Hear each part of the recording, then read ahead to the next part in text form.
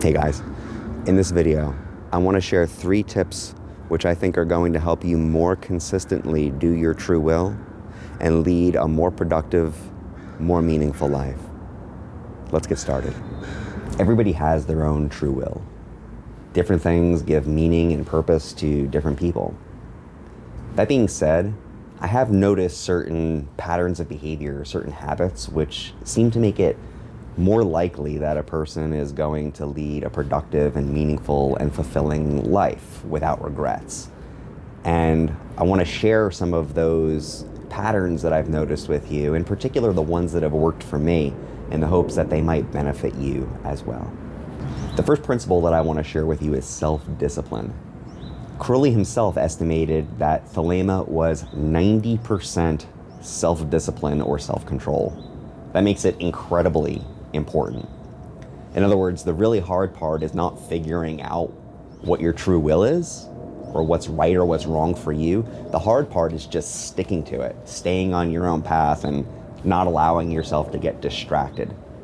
Now, self-discipline and self-control mean different things to different people, but there are certain areas of my life that I have found it really pays to lock down self-discipline and self-control. At the very top of that list is sleep. Sleep is crucial for memory, for cognition, for mood, for ability to tolerate stress, for creativity. I'm protective of my sleep. I make sure I get at least 8 hours a night. Closely related to sleep is alcohol intake. I find that alcohol tends to have a negative impact on my sleep, so I tend to be really careful about the decisions that I make with alcohol. I try not to drink too frequently or drink too much. I understand that those mean different things to different people, but that's one area where it really pays to examine what you're doing and to be more intentional about it. I also find that maintaining self-discipline with regard to diet and exercise and fitness in general are really helpful to me. Exercise is great for my mood. It helps enormously with stress. And I find that just by having any kind of control over my fitness, it's really empowering for me. And I find that the discipline that I exercise in those areas easily carries over into other parts of my life. Sex is another area where it pays to have some self-discipline. Sex is incredible for relieving stress and for well-being, and love is incredibly motivating and powerful. And because these forces are so powerful, they can also get us to do pretty stupid things. So it's important to have some self-discipline and self-control in that area as well.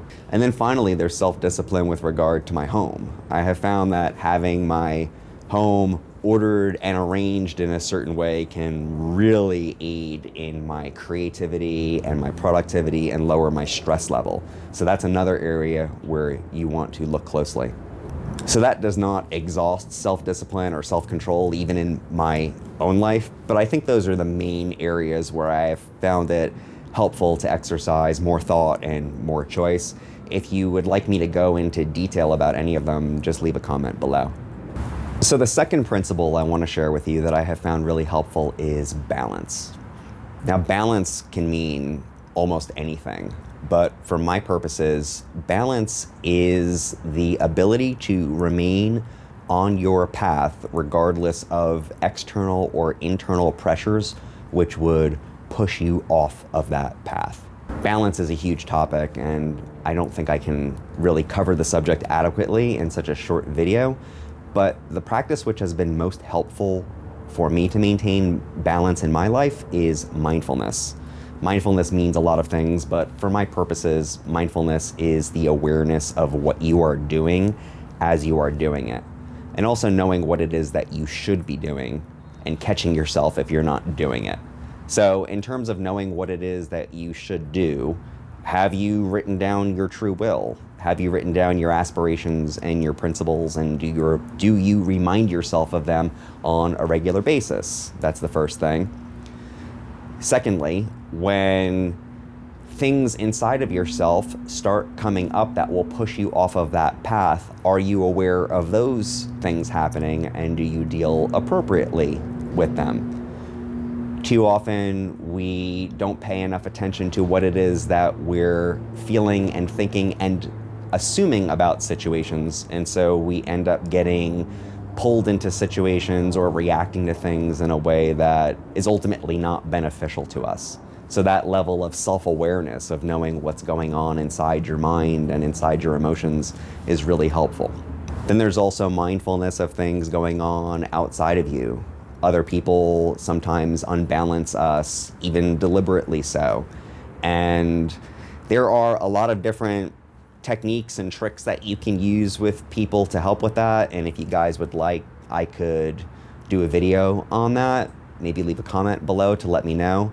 But I think the most important thing with regard to the imbalances caused by other people is the first thing I said, which is to know what it is that you're supposed to be doing, to have that consciousness of your true will, and also to know what's going on inside of you so that you're not doing things that are regrettable or that you're not getting pulled into interactions with them that are going to lead you off of your path.